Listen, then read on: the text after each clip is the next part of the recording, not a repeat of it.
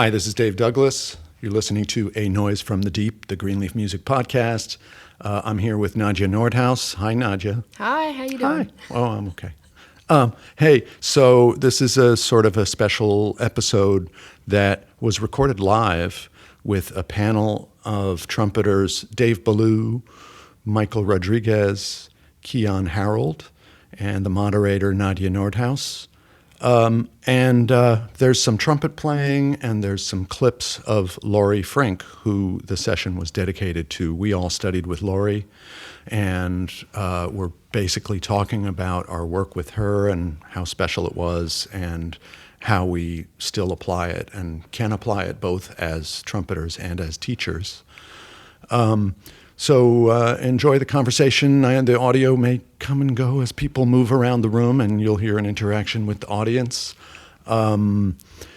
This is moderated by Nadia Nordhaus because she is closely involved with this effort that's known as the Laurie Frink Career Grant. And every 2 years, they give an award to a young trumpeter to be spent on education in whatever way the person chooses. And this year's winner is Tony Glousy from Eugene, Oregon. And he was presented later on the same day that we taped this panel. Nadia's been involved since the very beginning, and she was a very close friend of Laurie Frink. And I wanted to get her insights, and so she came not only with brilliant thoughts about Laurie and her work, but also with some very funny audio clips of Laurie herself, both telling stories and playing the trumpet and explaining the exercises. So thanks for joining the podcast. Subscribe and join us wherever you get your podcasts. You can leave us a review or a rating at iTunes. That helps spread the word. And you can send us a direct email.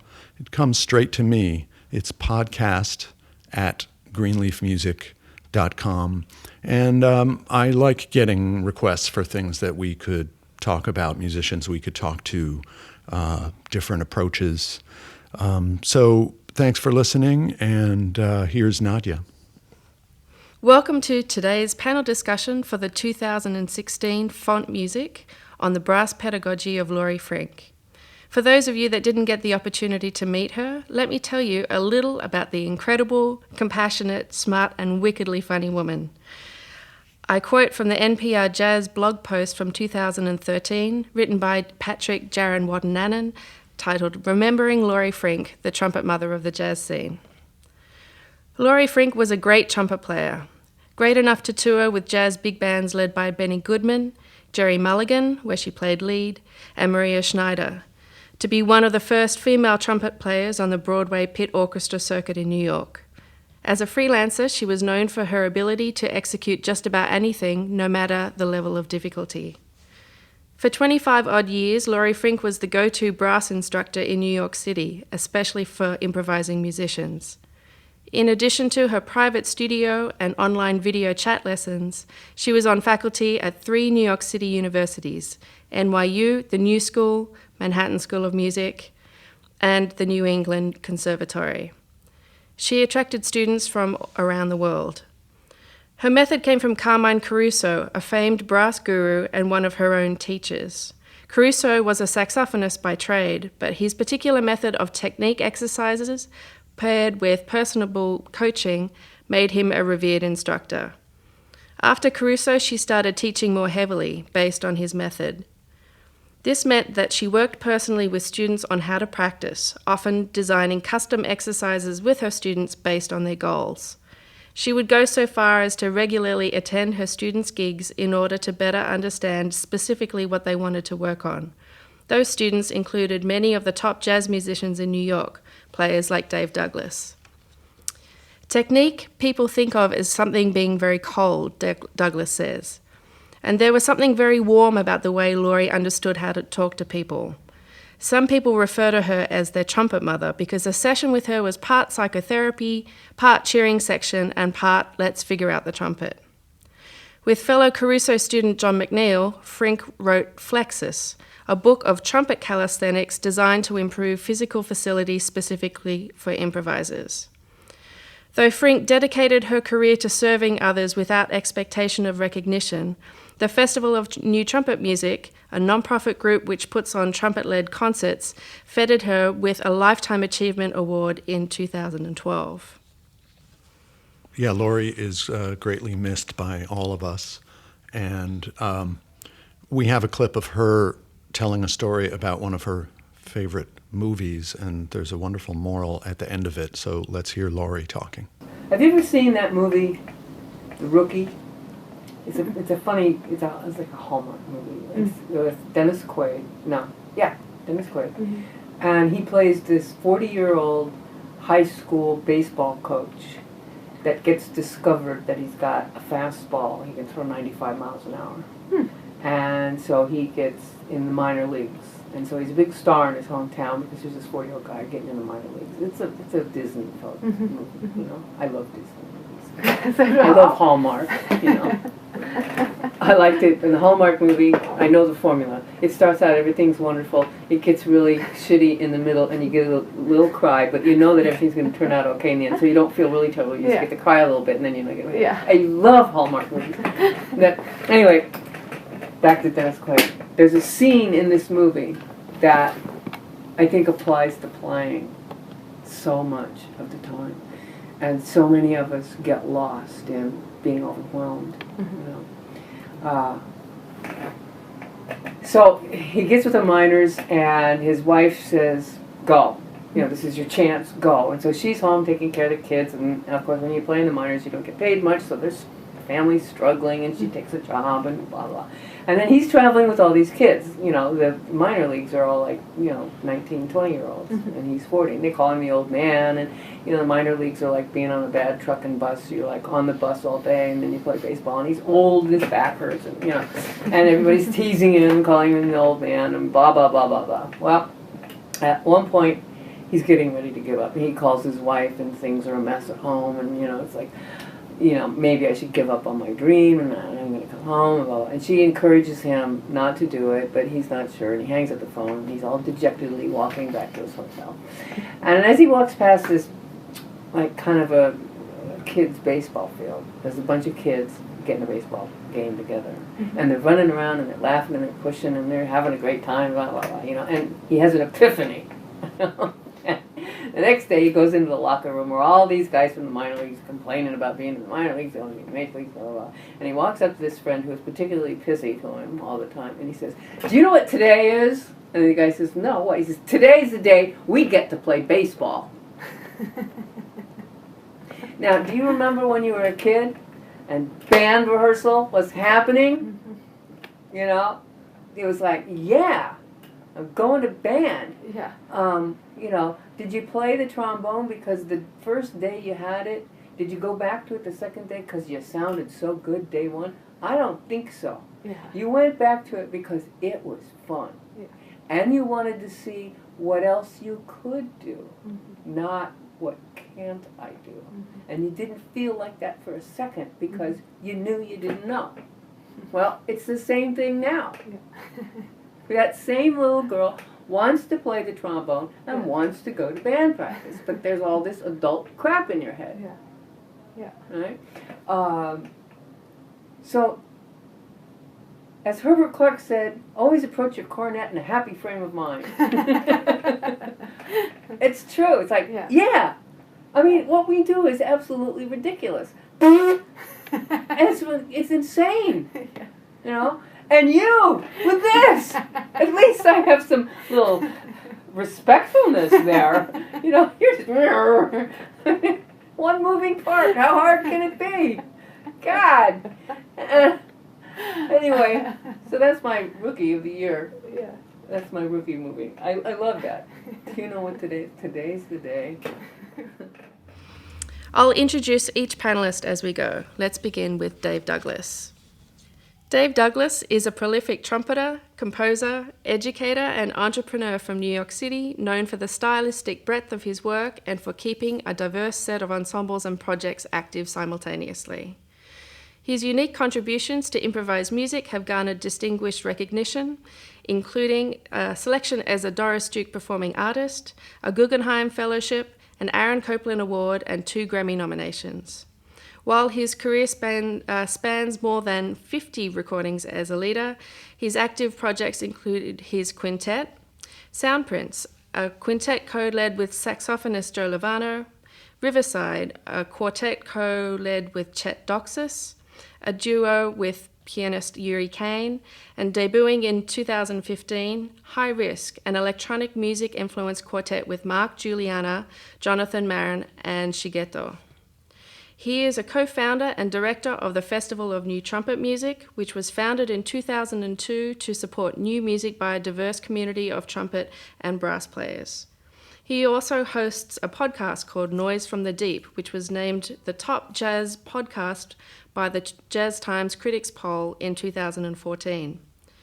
Since 2005, Douglas has operated his own record label, Greenleaf Music, releasing his own recordings as well as albums by other artists in the jazz idiom. Through his artist-friendly approach and innovative practices, he continues to prove himself a pioneer among artist-run labels. So Dave, how did you meet Laurie and how long did you study with her? Thank you.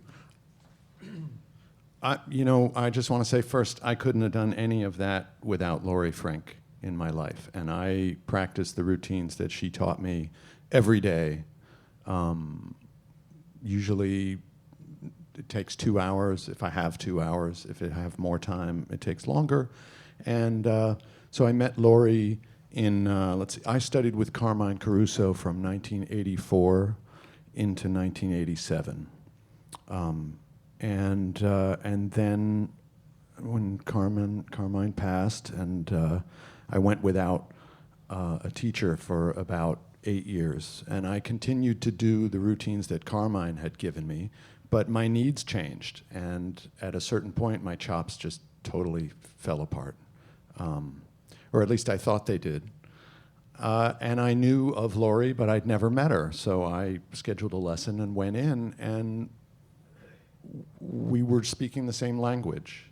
She knew that I'd studied with Carmine, but I had some serious issues that I wasn't addressing in my technique, and it was thanks to her that I was able to keep up the busy schedule of playing and keeping the chops together and not tearing it down, and making the instrument work in the service of creative music, which I think is one of the big challenges on the trumpet. So yeah, and I studied with Laurie continually from then on. I think that one of the big things that was different with me anyway, about studying with Laurie was that she was trying to teach me to not need to come back for a lesson. She was like, I want to teach you how to fix this problem yourself so you don't have to come down here. It was very selfless, but also I sort of feel like we got to a place where now I know how to tweak my routine and warm up and work out and see things coming. And also with Laurie, it wasn't only about what you do in the practice room, it was also about your approach on stage. I mean, the rookie, today is the day I get to play the trumpet. It was really about, she came to hear a lot of my gigs and me playing with people like John Zorn or Don Byron or, different people. And then she would comment in the next lesson, okay, I see what's happening and I think I can help you.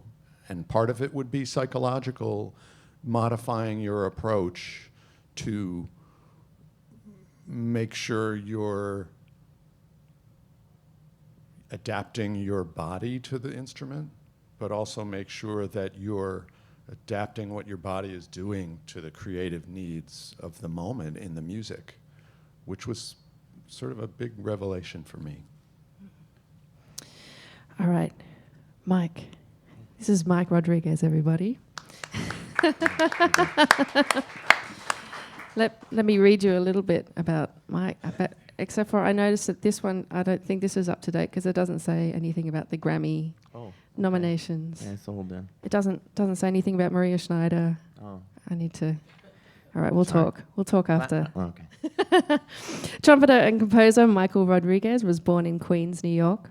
At the age of 8, Michael's family moved to Miami, where he began studying classical guitar. I didn't know that. With much encouragement from his family, he then began to play trumpet in middle school and was later accepted at the prestigious New World High School of the Arts to study trumpet and guitar. Michael continued his trumpet studies with a full scholarship at the University of Miami. After completing 2 years at the University of Miami, he decided to transfer to the new school, University in New York, where he received his Bachelor of Arts. Michael has performed with pianist Eric Reed, Clark Terry, Bobby Watson, Quincy Jones, Joe Lovano, Toshiko Akiyoshi Orchestra, Chico O'Farrell Orchestra, Lincoln Center Jazz Orchestra, pop icon Jessica Simpson, Carnegie Hall Jazz Band, Carla Bley Band, Harry Connick Jr., I mean, this is amazing, Eddie Palmieri Septet, Lincoln Center, Afro-Cuban Jazz Orchestra, amongst others. In addition to his demand as a performer, Michael has also many documented recordings, most notably with Charlie Hayden. So, how did you meet Laurie, and how long did you study with her? Thank you for those words. Well, when I transferred from the University of Miami to the new school, they allowed me to, if you're a student and you test out a proficiency, you're able to study with pretty much anyone you want to in the city. And so I had been hearing a lot about Laurie through my friends that were already here, and also some other musicians that I was meeting at the time.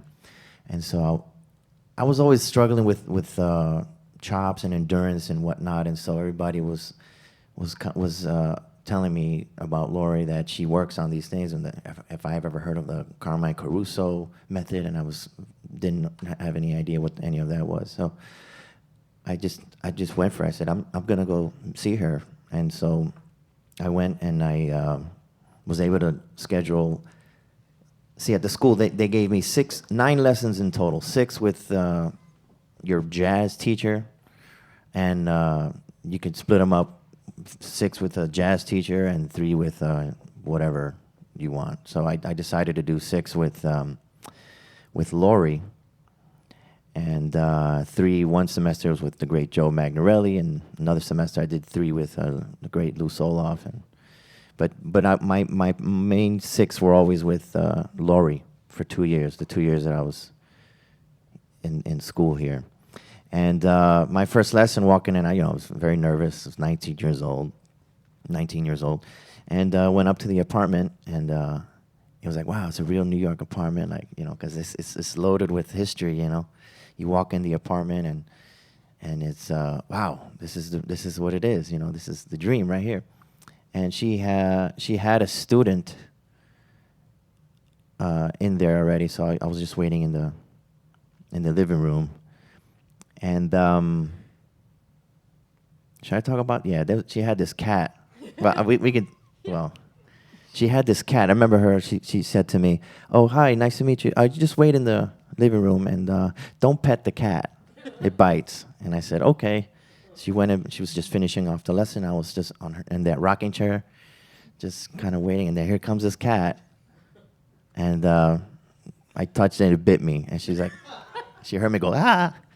Anyway, that was my first encounter, and so she's like, all right, just come inside. And I sat down, and she asked me why I wanted to study with her, what was troubling me. And I, naive 19-year-old, I was like, oh, I have to work on my sound. And she's like, well, play something for me. So I forgot, maybe I played whatever. And she said, you have a beautiful sound. Why do you want to change that? So she was always very encouraging, and I was like very uplifting. And I said, well, I'd like to just work on like endurance and she's like, all right, well, play a little bit more. So as I was playing, she, was like looking around. She had her little clipboard with a piece of paper and pencil, and she was just writing stuff down, and she would just say, okay, so here's what I think you need to work on. Boom. And she would just give me like 5 or 6 exercises. She says, try these for the week and come back next week. I said, great. And those are some of the toughest exercises I've ever done up until that point. I mean, the Caruso stuff is really like weightlifting, or calisthenics for the chops over here. So it changed my life. It really made me man up. So I was able to play longer in certain musical settings and whatnot. Okay, Dave Ballou. Dave Ballou has released 9 internationally recognized CDs as leader and co-leader. He has performed or recorded with ensembles led by Michael Formanek, Denman Maroney, Maria Schneider, Andrew Hill, Dave Liebman, Oliver Lake, Joe Lovano, Sheila Jordan, and Steely Dan, amongst others.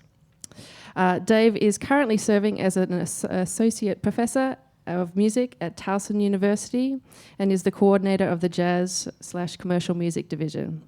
He teaches classes in jazz history, jazz theory and improvisation, jazz arranging, studio jazz trumpet and improvisation for all instrumentalists, jazz composition, and coaches small jazz ensembles, including the improvisation ensemble. That's a lot of jazz. He earned a BM from Berklee College of Music and an MA from the University of New Hampshire. So, Dave, how did you meet Laurie, and how long did you study with her? Well, thanks. It's a real honor to be here. I moved to New York in 1994. I was already 31 at that point, so I'm a little older than some people who decided to move. But I was completely freaked out about the idea of New York City, and just assumed that if I moved here, I was going to end up some drunk in the streets. But I already knew a lot of people. Like, I knew Dave Douglas, and actually one of the reasons I moved to New York was Dave let me stay in his house one weekend in '95, and I was like, hey, I can actually live here. This isn't so bad. So thanks, Dave. Glad to be of service. You still got room tonight? Can I stay there? Come on over. So I moved to New York in fall of '94, and I knew a lot of trumpet players in the city, and I knew the trumpet players that were playing in Maria Schneider's band at the time. So all it really took was a phone call to Tim Hagens to say, hey, I'm in town, and he's like, what are you doing Monday night? So I was like, I don't know, what am I doing Monday night? He says, you're going to go sub for me in Maria's band. And so I was really excited about that, and so that was when Maria had a steady gig at Vigioni's every Monday night. And so I remember I walked in the club, and nervous, it's New York, here we go. And there's Laurie up on the stand already, and I'm going, oh, that must be Laurie Frink, okay. And I walk in, and she's looking at me, and she gets this big smile on her face, and she's like, and I'm like, wow, she's really friendly. And she's like, really I'm kind of a little freaked out how friendly she is, and then I get up on the stand, I'm like, hi, I'm Dave, and she goes, oh, okay, hi, yeah, nice to meet you. And it was like a little weird, so I was like, okay. So we ended up, I ended up subbing a lot in Maria's band. And a few years later, Laurie confided in me, she thought I was somebody else. She thought I was a friend of hers who lived in Berlin, and she couldn't understand why I was walking into the club and so that whole thing was kind of a funny start. So we were kind of more colleagues than anything for the longest time before I started studying with her. I subbed a lot in Maria's band, and I went on tour with Maria's band, and so we always seemed to gravitate towards each other while we were on the road, and always had conversations. And she would recommend me for things, so I ended up playing in like the BMI band with her. I ended up playing in John Hollenbeck's band with her, Dave Liebman's band.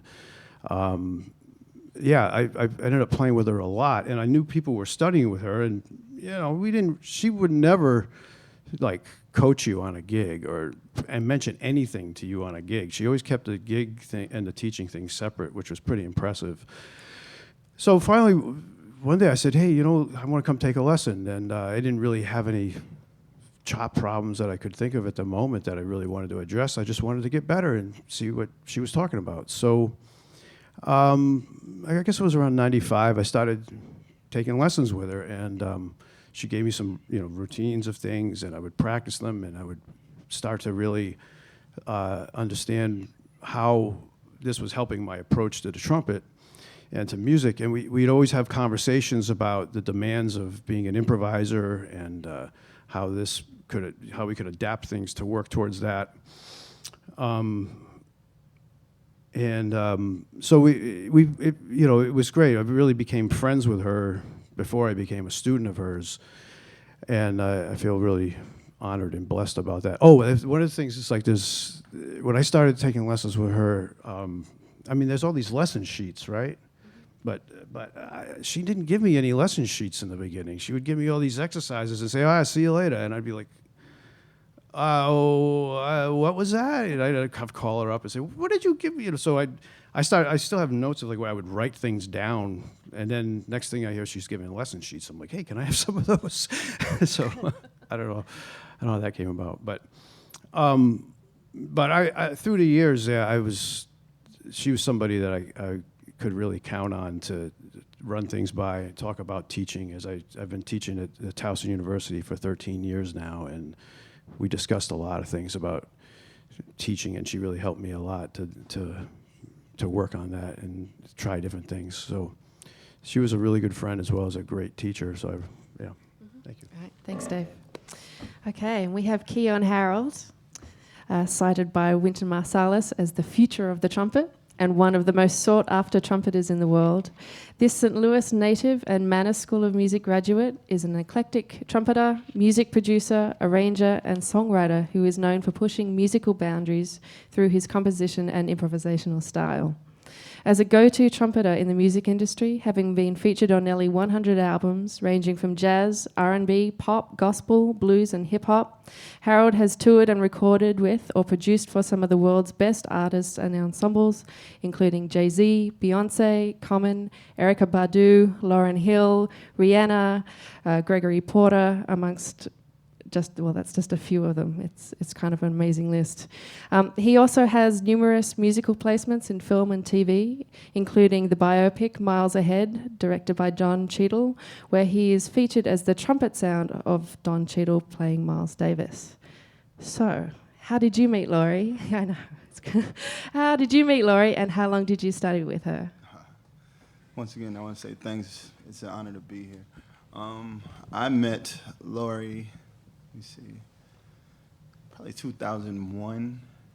I was going here at the new school, and I had to find a trumpet teacher to fix my problems. Improvisationally, I felt I was on the right track, so I wasn't really looking for that kind of teacher.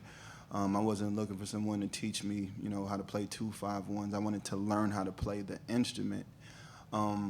At that time, I had been struggling. I was just telling the guys a few moments ago where I literally would have to change my embouchure. Starting on a low F sharp, I get to low C and have to reset. So that's not the best thing when you're trying to play with the Count Basie Orchestra, anybody at that time. To play with anybody, you have to reset all the time. So the way I met Laurie was, I don't know, me and Mike were in school at the same time. I don't know if we were talking about it or, it was like a trumpet kind of thing to be talking about Laurie Frink. And I met her then. So I started studying with her. I took 6 lessons with her. And it definitely changed my life in a short amount of time. I went to her, and if anybody studied with her, they know that once you sit down, she told me to play a C scale, 2 octaves. She said, she wrote this thing out for me, and I will say, I practiced whatever it was. I want to say it was probably wasn't any more than 7 notes, whatever it was. In about a month, my embouchure was completely changed. I was biting into my lip. I was changing my setting, and just her approach to, being able to see somebody's face, being able to see how you play, to see the pressure that you use, to see, how you approach the instrument, and to see that and, put it into writing was something special. I look at her as the trumpet god, trumpet guru, and I've been saying it forever. I wish I could take a lesson with her now. Unfortunately, that's not possible, but all these brilliant people up here have these manuscripts and lessons that we can continue to share. That's how I met Laurie. She changed my life quickly, and I say that now. Yeah. Wow. Do you still practice the stuff from the sheets that you got? A little bit. I mean, I wish I could refresh. I mean, unfortunately, I lost a lot of that stuff in moving and transitions. But the stuff, there's plenty of stuff that sticks with me. Yeah. You know, I always start on G. You know, the Caruso stuff, and as much as I can when I really need to get back in shape quickly, that's the first place I go. Okay, awesome. Thank you. So Laurie's method was definitely catered to the individual, so every routine was personalized. Dave, maybe I'll start with you, if that's okay. What was the basis of her teachings with you? So what exercises did she give you, and did they sort out any problems for you? Well, yeah, just like Kian was saying, they solved all my problems. And I do every now and then think, boy, wouldn't it be great if I could go take a lesson? But I have to say, and you know, when I studied with Carmine, he always said, you know, the book is not the way. He wrote a book also, and it was really hard to get the sense of what he was teaching from the book. So I never really worked out of text. I kept some of my sheets from Laurie, but also I've been doing those exercises every day for so long that they're just all in there. Like I know what to do. Yeah. But I will say that sometimes I go to the Flexus book and I think that it's pretty amazingly well described. All her different, not just the exercises, but the philosophies behind the exercises, how they work, her thoughts about flexibility. With me and a lot of the people that I know that were studying with her, you know, after the initial time that I met her, which I guess must have been 95, 96, there was a lot of these bending, lip bending. I don't know if anybody had really done much of that before, but I think that was like a key basis of finding the pitch and finding the sound and letting your lip and your body adjust to producing the tone as naturally and effortlessly as possible with no manipulations. I still do them a lot, and I hear a lot of people doing them. So it's funny when you go to a rehearsal and you hear like somebody way off at the other end of the hall and they're doing the thing that you did 2 hours ago. So, hey, copycat.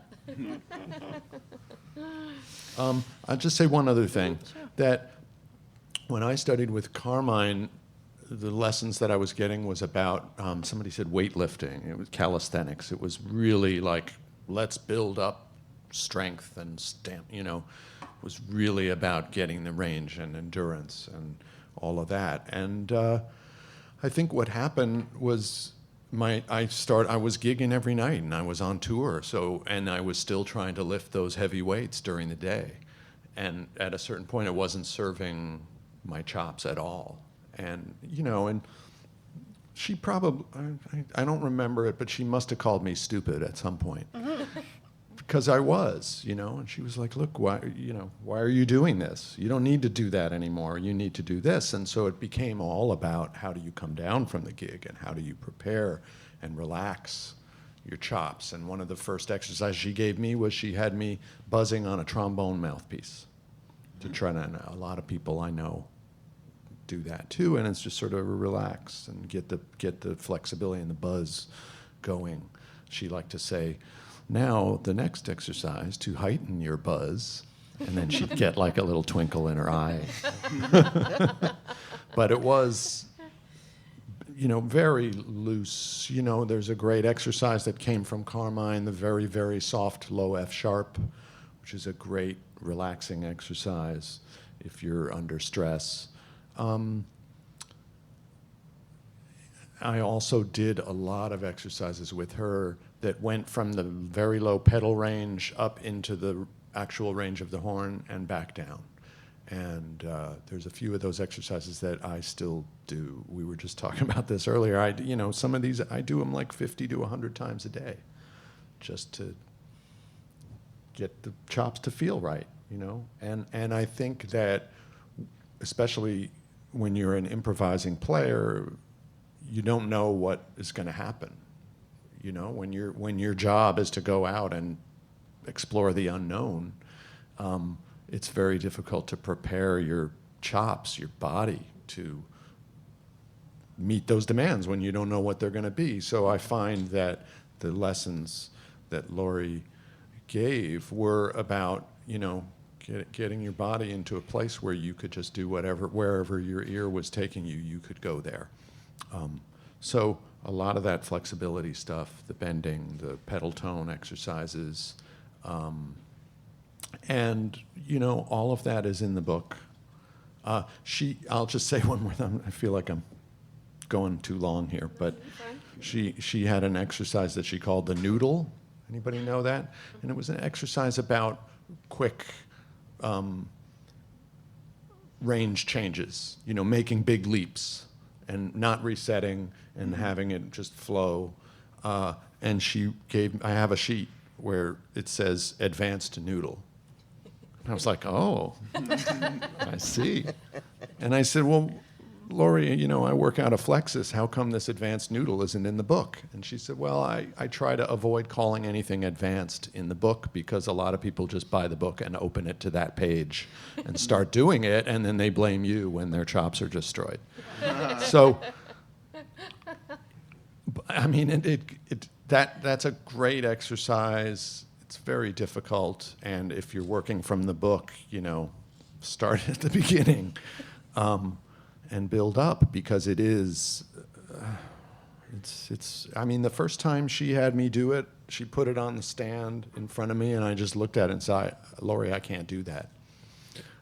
And she said, yes, you can. And then I did, it wasn't perfect, but I sort of got through it, and I could see why it was so important. So that's a big section of the book, actually, is about noodles. And yeah, get your lo mein every day. Mike, what was at the basis of her teachings with you? And if you feel like demonstrating anything at any point, you may do that. Oh, thank you. Well, basically, she would always start with the 6 notes, which is an exercise that starts on G, and you pretty much keep the horn on your face, and you use a breath attack followed by two regular attacks. Michael, yes. This is Dave. Can I just jump in for a second? Sure. What was interesting with me was that she never had me do the 6 notes. And it was like Carmine Caruso 101. And for some reason, with me, she never did. So it's really interesting to hear that was the basis of your... Yeah. Well, actually, let me backtrack a little bit. Buzzing, free buzzing, and buzzing on the mouthpiece is what we started with, the 6 notes. Buzzing the 6 notes and then doing it on the mouthpiece and then bringing it to the horn. Wow. And that's how I would start the routine. Same with me. Yeah. Yeah. I felt like that.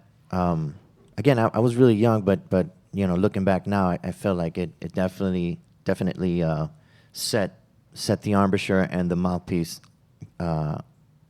Your setting right on the right track. And also the relationship between your mouth and the mouthpiece became stronger.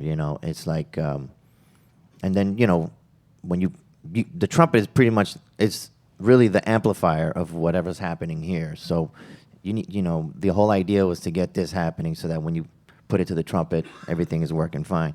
So I would do the buzzing, the 6 notes, and on the sheet she would write. She would have me do certain exercises every other day. I don't know if you guys experienced that with her, but no. She would say, "Do this one, but every other day," and and it was a real strenuous one. It's the range builder where you just keep the horn on your face, and you like. Let's see. I'm not gonna play. There's a microphone for the trumpet, actually. It would be something like.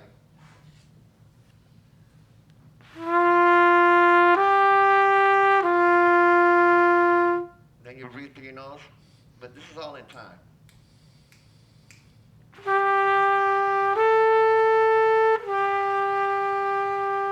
She would have you tap your foot.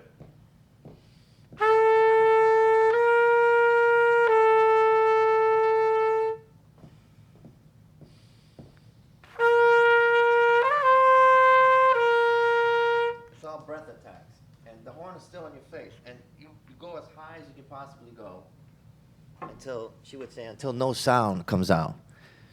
And by then, you know, you're at home, you're and then after all that, she would have you play the low F sharp as soft as possible. So after you know, and I'm done or whatever, bleeding, and then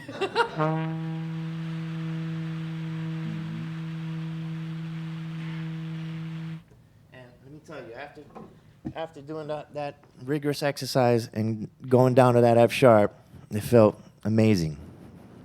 You know, and then you do rest for 15, 20 minutes, and then, you know, go on with whatever, another exercise, or you know, she would do your Clarks, and then, you know, your other stuff that you work out of, you know, Arvin stuff or whatever. But, yeah, that's pretty much, and then every week I would go, she would add one thing to that, you know, and then she'd say, okay, now you can stop doing these and do these now, you know, so on and so forth. And then, you know, the noodles, the spiders, she had one called the spider exercise. And I got to be honest, after those 2 years that I was here at the school and I studied with her, I kind of stopped doing the whole Caruso exercises for a little while. I was just curious about other methods, so I started to check out like the James Stamp method, and I don't know. I just got into a period where I was just checking out other things, like the Cat Anderson method, and, you know, just working on range and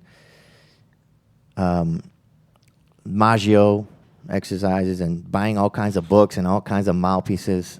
I mean, I went through a period. I mean, my wife's not here, but you know, wake up, there'd be mouthpieces here. You know, just like it was just I just went nuts buying mouthpieces, but I finally settled on something, and I always go back to the Caruso. And then I got hip to this book. I found out that it was completed and ready to go, and I decided to order one. I ordered one on Amazon, and that's been my thing for the past 4 years now, 4 or 5 years, just working out of that book. Obviously doing the Clark studies and all the other trumpet. Really, really Clark and Arvin is what I haven't really gone past that, but I added flexes to that routine, and it's done wonders for me as far as flexibility with the whole bending exercises and whatnot. So I highly recommend it, as everyone here will as well. So can I ask you something? So she had you free buzzing the 6 notes? Yes, and bending the 6 notes, yeah. And bending them, Yeah. so it's going up. Yeah. Right, because it's the other exercise is the free buzzing coming down dramatically, you know, G half step, F sharp half step. Yeah. And then going back up, the scale going all the way back up. Did you guys do that? So all the way down to F sharp, and then all the way back up to high C. Buzzing? Well, not buzzing. No, yeah. With the mouthpiece. With the mouthpiece. But after buzzing. So. Right, because she would talk about it's not the notes, it's the journey to the notes, right? Right, She would, yeah. I mean, I think the one thing that's important is, like, she tailored all these exercises to the needs that you had. Like, even though there were a lot of similar exercises, like you had mentioned that you had the problem shifting. Yeah. So she would have you buzzing through those registers, because if you could do it without moving, then you'd be able to do it on the horn. Exactly. Yeah, and then I never did the buzzing of the 6 notes like that, but we did a bunch of the interval studies, like you mentioned, the Carmine thing, but then that expanded into doing octaves and ninths, Yeah. and then you start on a low C and do the whole thing again. You know, but it was one thing that I found that was different between some of the Carmine students that I had known, and what Laurie said. Laurie always had us play it soft. You know, even the high notes, especially, because you're trying to find this. You're trying to teach your body the way you want it to play it, not just get the notes. So this calisthenic approach is about teaching the body to play the trumpet you want to play, the way you want to play the trumpet, not the trumpet playing the body. you know. So that's why sometimes, like, even I went back and listened to the CD with the book, and it's explained really well in there that these are calisthenic exercises, and they're not intended to sound good all the time. The point is that you're teaching your body how to play the instrument, and these are supplemental exercises. Shouldn't be the only thing you practice every day. There's a lot of other things, music, and she combined a lot of different things into lessons, and so. I had a neighbor who heard me practicing these exercises every day for years, and I ran into her in the street one day, and she said, "You know, it's so great that you tour the world, you do all this stuff, and you still teach beginners." I don't teach. She never looked at me the same again.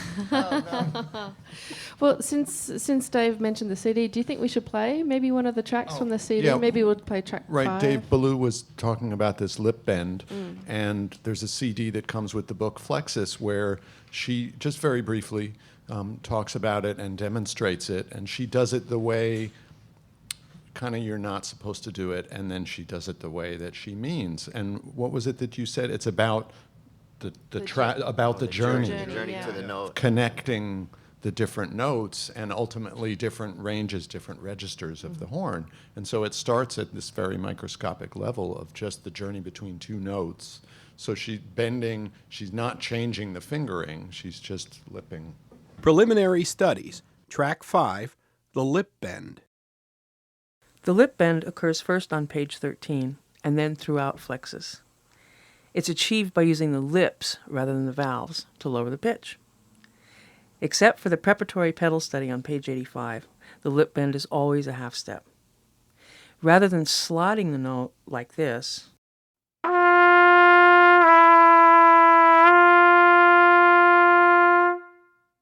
concentrate on traveling the distance of the half step, like this.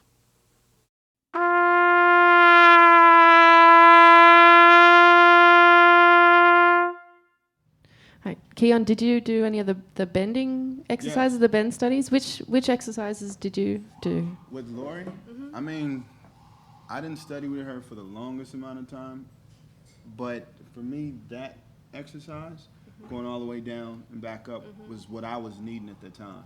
So I spent a lot of time doing that kind of stuff. I mean, chop-wise, I was not in any form. I wasn't in the form. I wasn't advanced at all. He got the advanced chart over here. Advanced noodle. Advanced noodle. So, I was doing that, and I was doing the 7 notes, and I was doing the buzzing, and it helped me a lot because chop-wise, I could play, but I couldn't. I could never be consistent. So with her, it was more so doing this kind of stuff, the most, minute things, the most minute changes to help me solidify an embouchure. So I spent most of my time doing that, honestly. Great. Does anyone feel like demonstrating the bend study? Since we all, I think, have we got any students out here that has also done the bend study? Yep. We've got quite a few hands showing. Awesome. We got the bends. Got the bends. Yeah. So she called this the Mercedes three-quarter bends when we started studying with her. It's basically in 3/4.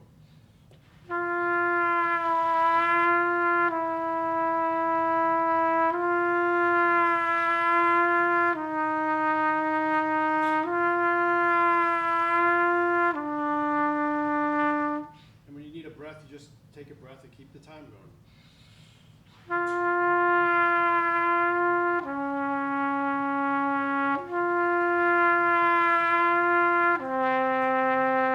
So you go way down to low G. Then there's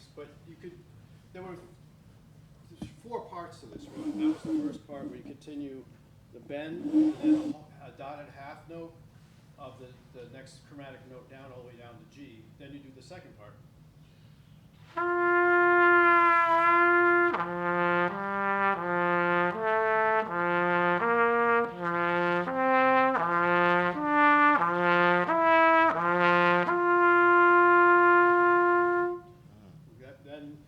Then when she did the integrated warm-up, there was 2 other parts she added. I will do all of them in a demonstration.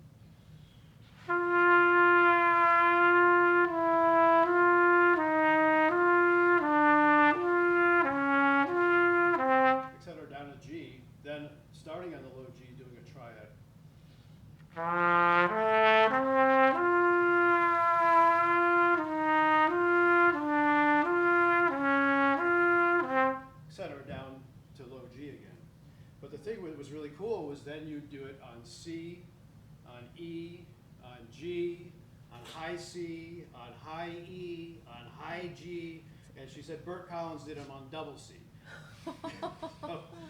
Yeah, but the benefit of doing on the higher registers is that the notes are closer together, so the bend is not as great.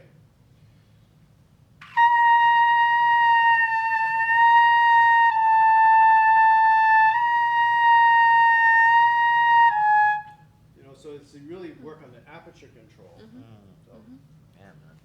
Awesome. Yeah.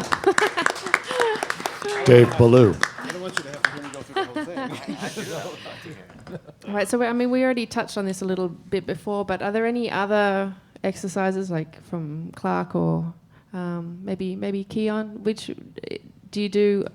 Clark or Arbens or Schlossberg or any of those now? Or are you busy producing? Well, I'm playing a lot, so.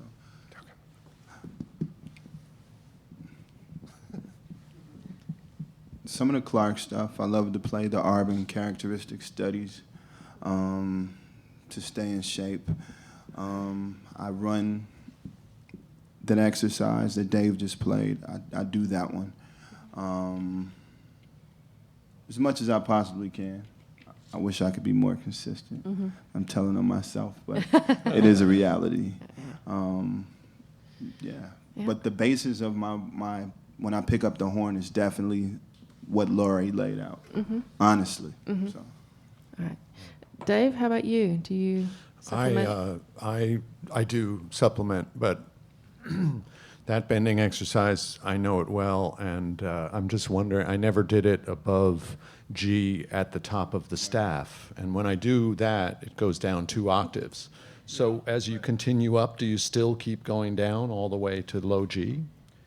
You could. That would be a good variation, actually. But she just does it over 2 octaves. Well, she always had so many variations on these. It's kind of, when you got to the G, at first you would just do 1 octave, and then if you had success with that, then she would do 2 octaves. So I think if you did it on C and then did 1 octave, and then that was successful, then do the 2 octaves. So I do it at C, starting in the middle of the staff, and I go down 2 octaves to that middle pedal C where that doesn't really exist on the instrument. You do that, or I do it every day. Oh, you do? And okay. it sounds so terrible, but it's like but I it pity feels the so people in the good. hotel room. Yeah, it works. You know, especially the da da da da da da. So you're going from that first pedal C up into the range and back down. You know. And that's fun. Carmine was. Somebody said before. It's not supposed to sound good. Carmine could get visibly upset if you tried to make it sound good. Like he was happy when it sounded like crap. Yeah. Well. And he wore big ear protector headphones because he would sit in front of trumpet players all day. And just like Laurie, you were talking about, how she would just watch your face while you played, and then she knew what to do, or she had a good idea of what to try. Carmine was the same. He would just stare at your embouchure, and so if you were doing manipulations or if you were doing this exercise and like trying to, he was opinionated and loud about it. But I do like once I feel like I've done my Laurie Frink exercises and I'm feeling in a good place, I work out of the William Vacchiano book a fair amount. And then what I find is really cool for me is to take some music that I'm working on, like something difficult, either that I've written or that one of my colleagues has written, and sort of step away from the needs of the gig and practice it like a Laurie Frink exercise, like take an actual piece of music and slow it way down and do different intervallic studies with it and work on the articulation and just I think that the lesson of all of these sheets being to get your body comfortable with creating the music that you're hearing, that you want to hear,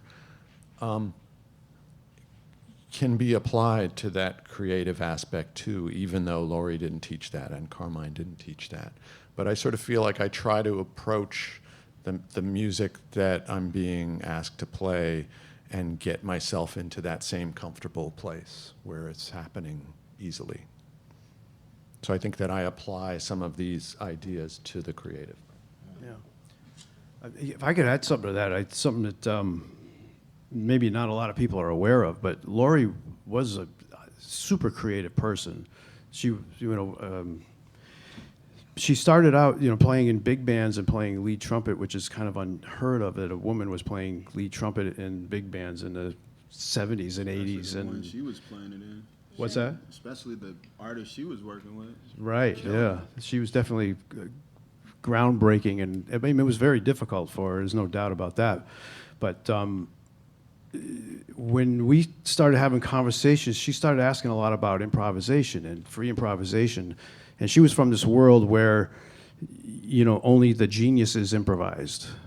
If you were the lead trumpet player and you didn't, you wouldn't dare improvise because the guys that improvised were like the geniuses and the anointed ones and the ones that always sounded great. And so she was completely terrified of even sounding bad. But she was intrigued because, some of the students coming to her were interested in other types of music other than that big band stuff that she had exposure to at that point. And playing in Maria's band was like opening her up to a whole different sound world. So she actually started improvising some, and we have a recording of her doing a solo trumpet piece that she worked on. But one of my favorite memories of all life is the day that I got Lois and Laurie to improvise with me in her studio. That was pretty special, and it was fun. I mean, she was like a kid in a candy shop. She would just be like, "I can do that. I can do this. I can do this. I can make this." Yeah, it's like, and she just totally went for it, and like was way into it. And then that turned into her engagement with pottery and juggling and clowning, and she was going for it. Mike, what do you supplement your Laurie Frink exercises with? Like I said, I usually pretty much just start off with the warm-up stuff, the 6 notes and the different variations of the 6 notes, where you start on G, you go up to C, and then instead of repeating back to G, you go down to C and go up to G. Or sometimes I'll start on a C and go up to G, and then go up to G, and then go up to C. Yeah, and then there's a lot of variations in the book of the six notes. So I do some variation of that, and then the flexando exercise that she has in the book. I think we could hit play on that one. That's also on the CD. We got this from the CD that's in the book, and she demonstrates flexando, and again, it's so much about the journey, about the connecting the ranges, the way she does it. And it's fun, too. It's fun to do. You'll hear. Track 8, Flexando, Exercise 3, page 26.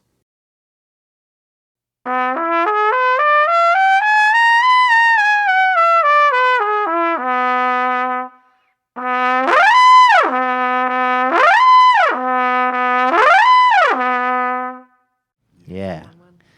So I drive my neighbors crazy with that one. Yeah, I feel more warmed up already. So, a few of those, and then I'll do the articulation exercises. Which one? Terrible singer.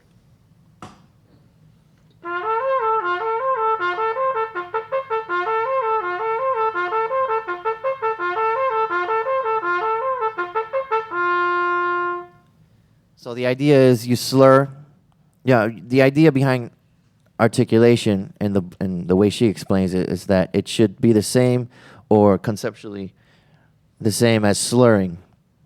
You just one airstream. Usually when trumpet players, this is how she explains it. When she hears trumpet players slur, they're using their air correctly, but as soon as they start tonguing, something happens to the sound and doesn't really. So the idea is to connect the slur and the tonguing. So this exercise, I pretty much do every day, where you slur the first 2, and then you tongue the next two, and then you repeat those bump, bump, bump, bump, like how I just did, and you just go up the pattern, up the 7 or whatever, how many patterns, up to C, you know, and then there's an extension of that, the next pages, and I'll usually do 2 of those, and then I'll jump into like a Clark study, and then I'll, you know, make coffee or whatever, and then I have a little keyboard, and I'll start playing my piano and figuring stuff out or whatever, and then get back to it, and then slurs, definitely slurs. I mean, you know, stuff that, you know, I mean, everybody has their own damage control, but for me, I pretty much stick to those every day. The tongue, the articulation, the slur, Clark, and then, you know, just kind of blow and play with some records maybe, or work on some music for a gig that I'm doing. Awesome. Yeah, it's fun. Dave, do you supplement any of the Laurie exercises with Clark or Arbans or? Yeah, I mean, I try to vary my routine depending on what I need to do. Generally, I start out with the 6 notes, but then do them twice. Do them with the bend in the second part of it. It's like the variation on page 13, I guess it is. I don't know. I haven't looked at the book in a while. I had to remind myself what was in the book. Because like Dave said, a lot of the stuff's in your head. You like at this point, you're kind of like, oh, what do I need today? I need this. And how's it feeling? Okay, it's coming along. Yeah, it's on page 13. Yeah. And then I'll do some flexibilities. But some of the things I augmented with is the Walter Smith flexibilities. Laurie, I think it was Laurie who turned me on to those first. The first 4 of those constitute kind of a nice flexibility routine. But I try to break it into categories, you know, like the long tones, flexibilities, articulations. I'll do different articulation exercises, but sometimes I just, like one of the things that Laurie liked was when you came to her with an idea, like, hey, I'm thinking about this for an exercise, and she was like, play it, and then you do it. So I dug that a lot. That, you know, I try to think of something I can't play, and then I try to figure out how to play it. So you know, instead of the Clark studies, I'll use some of the harmonic patterns that we need to get in our ears to be able to play on certain types of progressions or certain types of vertical structures that might be like a piano voicing or something, and go about it just the way that she explains the calisthenics on the. We should probably listen to that actually, how to apply calisthenics to music, because it really is, I think, a fundamental one of her fundamental concepts about how to do things. And when Dave's talking about learning some of the music he's learning, I'm suspecting that that's the approach you're using. You break it down, find out the physical approaches you need to make it happen, and then make it happen. So. Track 4, How to Apply Calisthenics to Music. Not being able to clearly execute a figure that you can hear is a muscular problem, not a musical one, and therefore should be dealt with from a physical standpoint. Missing notes is often a question of timing and position. Turn to Etude number 8 on page 130. Now, look at measures 7 and 8. The first thing to consider is the range that you are covering in these 7 beats. Begin practicing this figure by slurring in quarter notes using the glissando between low G sharp, the starting note, to low F sharp, the lowest note, to high D sharp, the highest note, like this.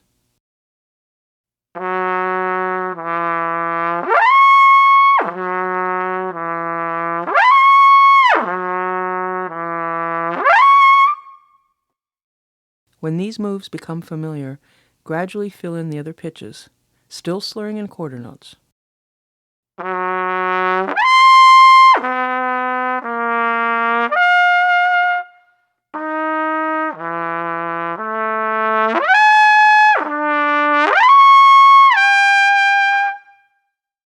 Then add rhythm.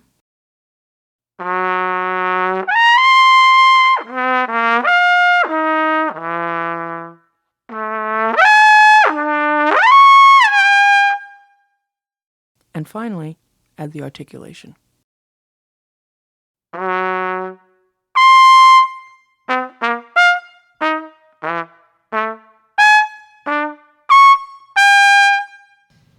Cool. I think that actually is a great example because it points out a few things that we've touched on too, with the idea of traveling the distance to the notes.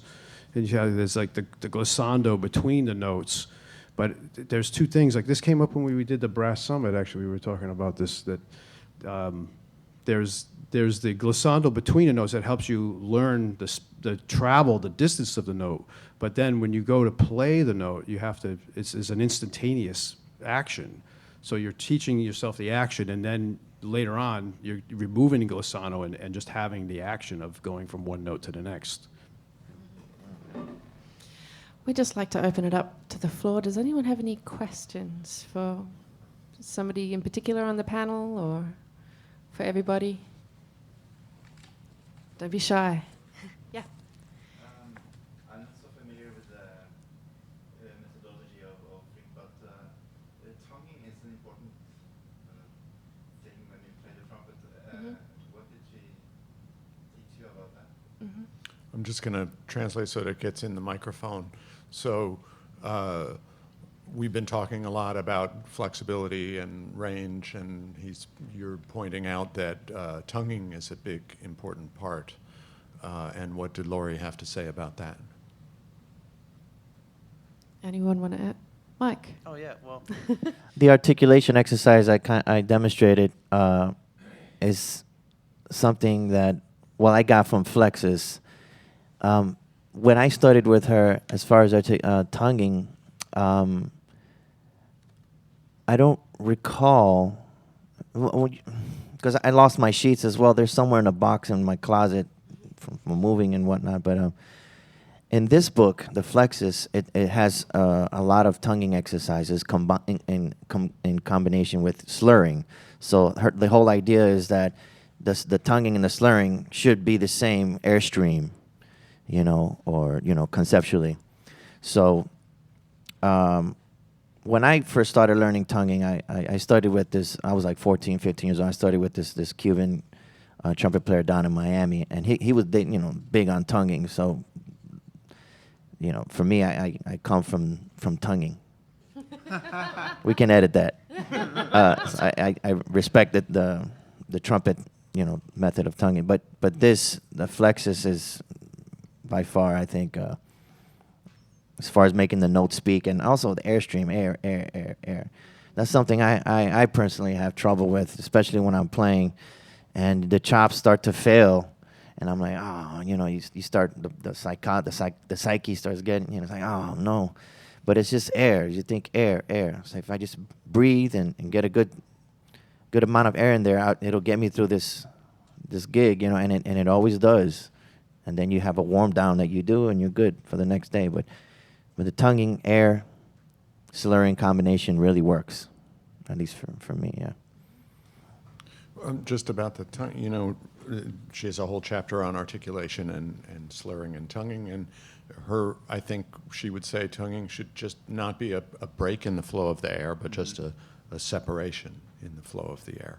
So she has a lot of exercises where she has you moving between slurring and tonguing and trying to get them both, so you're not resetting when you're going to play, start tonguing notes, but it's actually just all a part of the same process. There's a lot of good exercises for that. I guess I wanted to ask about, we mentioned performance practice or things that are particular to when you're on a gig that's demanding something that's sort of outside of the normal things that you usually do on the trumpet, which I find myself in that situation a lot. And if you could talk to how you approach the exercises differently, or just getting it, how you deal with those situations where you're doing something on the trumpet that's just really unusual or not in the realm of usual technique, and how to prepare for that or recuperate from that. How to prepare for doing extraordinary unexpected things on the instrument, maybe extended techniques. I mean, I know everything that already addresses that sort of as on a foundational level, but if there's any specifics, like you had talked about, she comes to your shows, and so, or if anybody can answer anything. How to play something that you don't know what. Hold on, sorry. This is killing me. Just pull it off the stick. Okay. technical difficulties.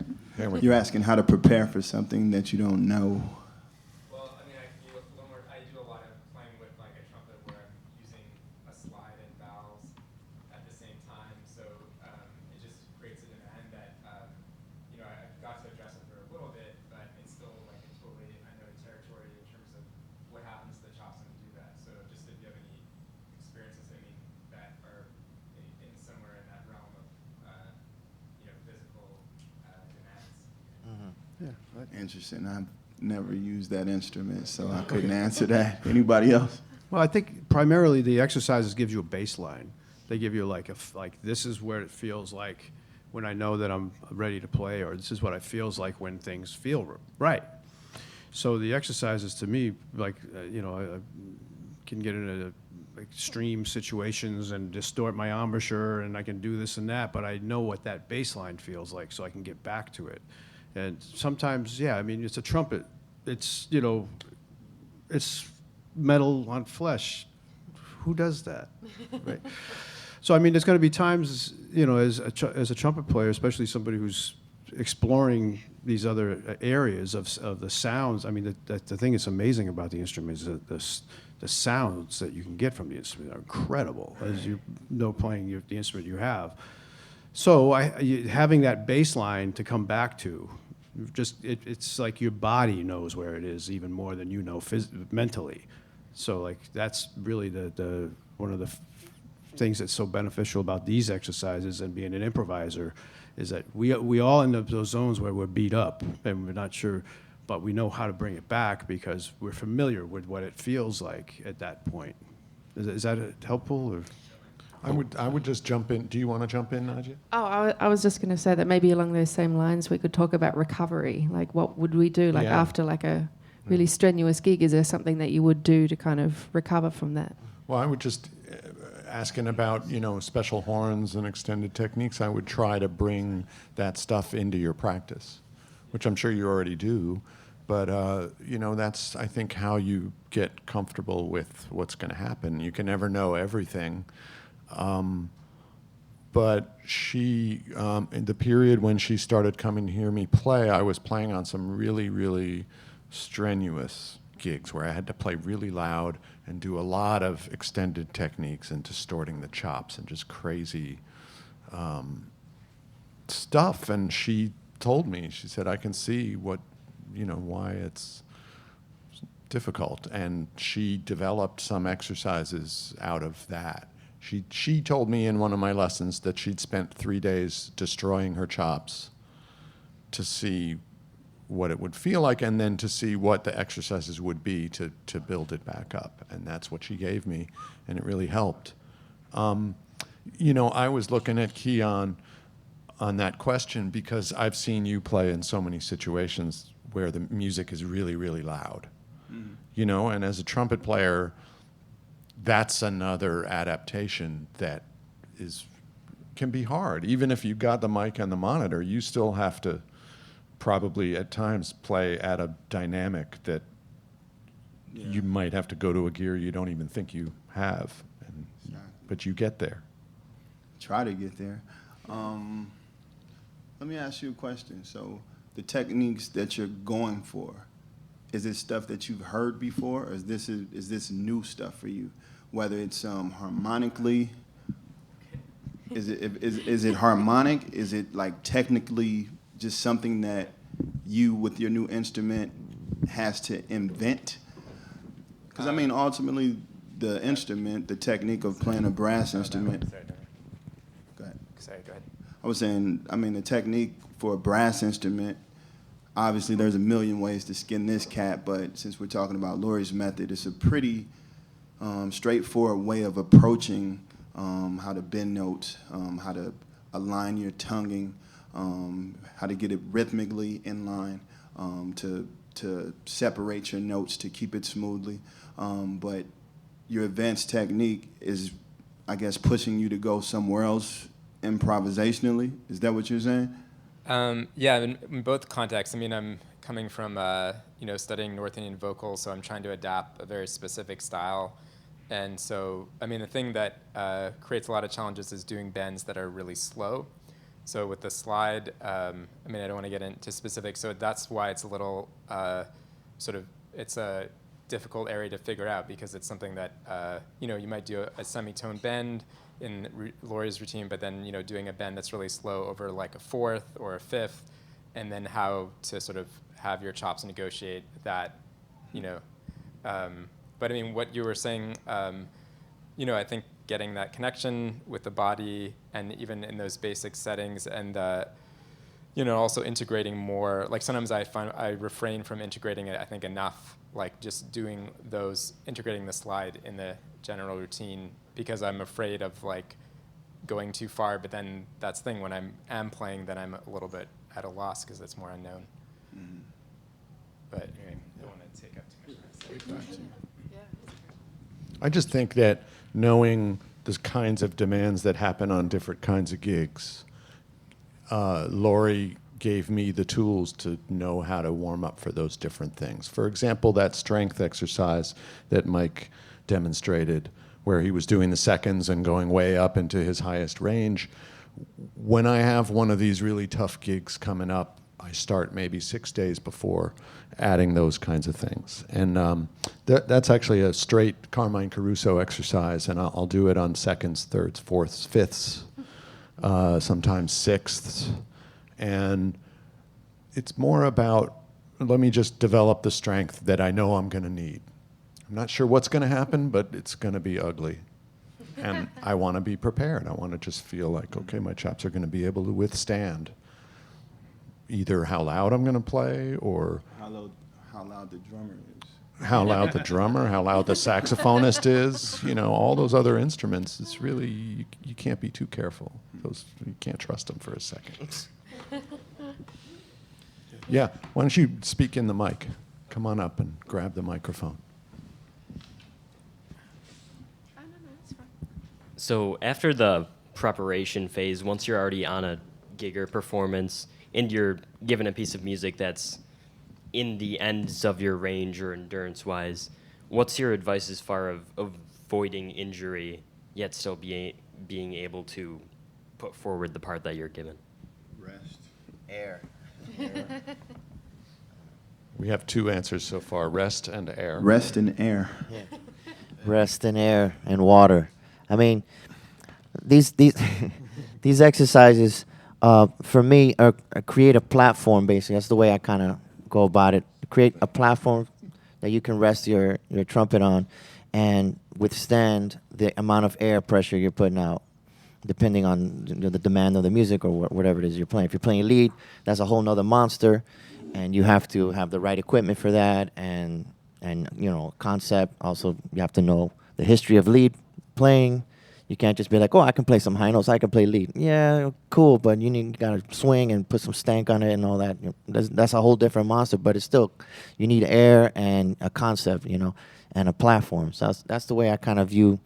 If I'm on a gig and have a really long solo section, and then you got a big band background behind it, and you got to blow on top of that, pacing yourself, and also, air. Really, I can't stress it. And air really is going to carry you through all these types of shifts and whatnot. Also, having the flexibility to do it. That's why we practice. But and fluttering the chops. We were going to talk about what we do for recovery after a gig. Fluttering the chops, flapping the chops. I recently took a couple lessons from Bobby Shu, and he really stresses on that. And this is something that Laurie, like the whole buzzing thing. Shu also talks about buzzing, so I was like, wow, if two giants are talking about it, it's something I should be incorporating, because a lot of people don't. A lot of schools, they shy away from buzzing and buzzing on the mouthpiece and whatnot, and I respect that. But for me, and I'm sure everybody here can attest to that buzzing, really, it's like doing sit-ups for the chops. And so, what do you mean by fluttering? Oh, making a horse sound, so you can get all the blood, oxygenated blood, into the damaged what do you call it, lactic acid, and all the damaged tissue that I feel like it should be like all the damaged area from the swollen area from the gig the night before or right after the gig or during the gig. Doing a lot of this. You'll see, if you come to gigs that I'm on or whatever, you'll see me doing that a lot. I mean, I look weird and funny, but it's helping me out getting the oxygenated blood into that, area. So a lot of that, even after the gig, in the mornings when you wake up, your face is swollen. Every day is different, but a lot of them. And free buzzing, all the Laurie stuff, I'm telling you, in the mornings, those feel great. All that up. All that's, it focuses the aperture. It gives you that flexibility so you can be ready for the day or whatever. I know a lot of people that use ice also. Oh, yes. Just like you would for any overused muscle, like just ice your chops a little bit. I see people on stage sometimes doing that. With some scotch. Oh. Yeah. Well, no, independent of whatever they're drinking.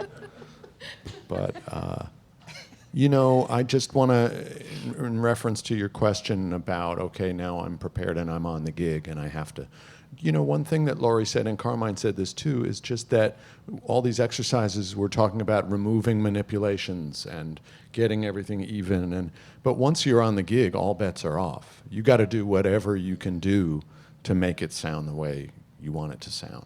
So it's not like you take Laurie up on the stage and just play that music that way. It's kind of like once you got the gig, you have to deliver, and then it's the next day that you deal with thinking about, okay, what was it that happened, and how am I going to work to make sure that that doesn't happen, that I don't need that.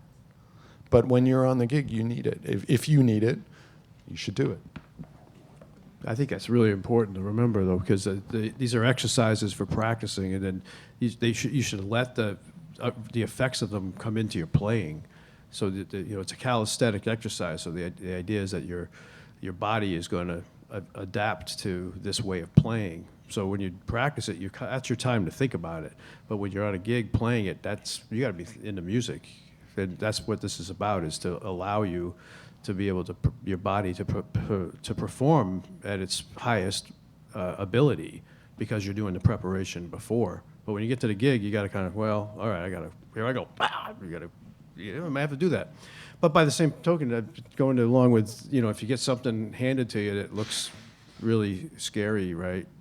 The first thing is you got to be calm and figure out Figure out what is. But the thing is, I've heard the only reason I'm saying this is because I hear people say air all the time, right? And people say, "Oh, I'm using air," and so you got to it's air control, because you can overblow and have a miserable day really fast, because it just doesn't take a lot of air. Right, it's a small horn, so it's air control. Because actually, as you go into the upper register, you need less air, not more air, but you need to control that air. So that's air, yeah, no doubt, it's very important. But I've seen people get confused and say, "Oh, I'm using more air. How come I can't play a high C?" Well, it's because you're blowing the bell off the horn. It's not working. So anyway, hope that's. And one more thing with that air, it'll help you relax. That's one of the biggest things about our instrument, is being able to relax in any situation, whether you're playing high, low, trying to play mellow, trying to play sweet. You got to be able to relax and try to keep it together. Getting through any passage of music, I would think, to be able to just relax. All right, I think we have time for one more question. With that, John?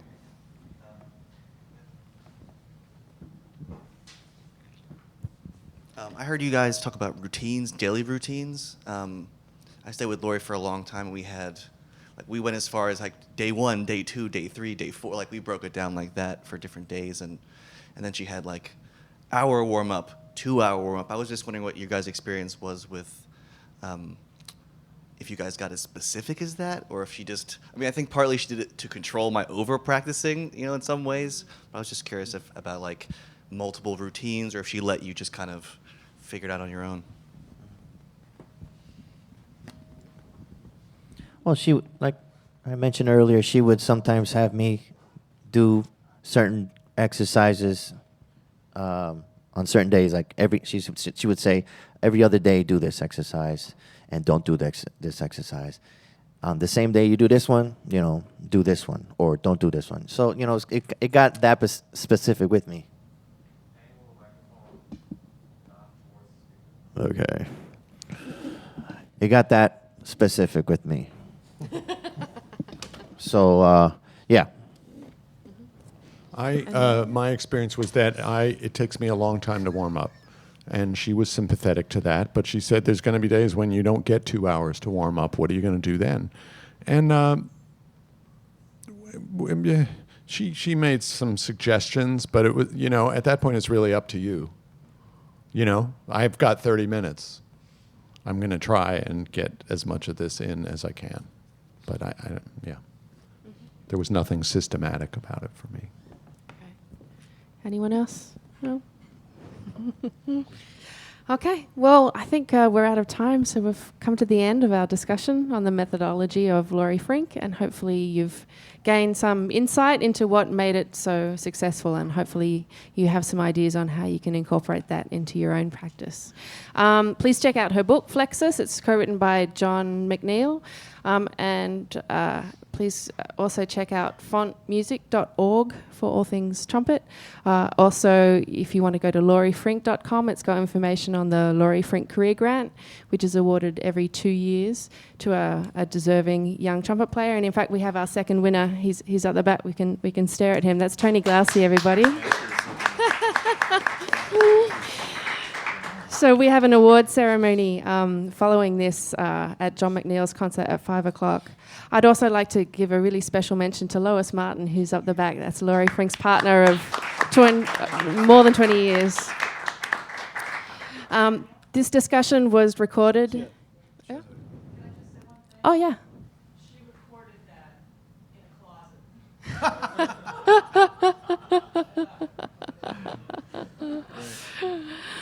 closet. This discussion was recorded and will be available on the Font website, as well as Dave Douglas's podcast called A Noise from the Deep.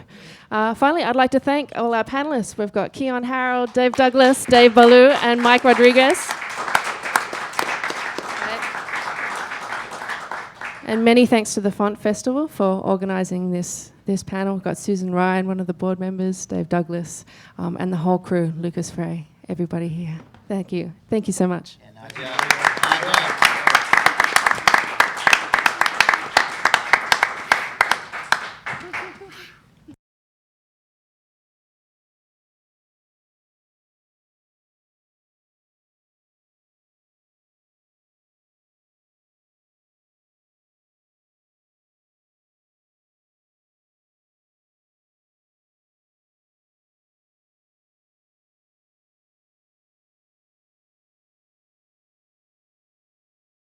This episode of A Noise from the Deep was edited by Jeff Countryman.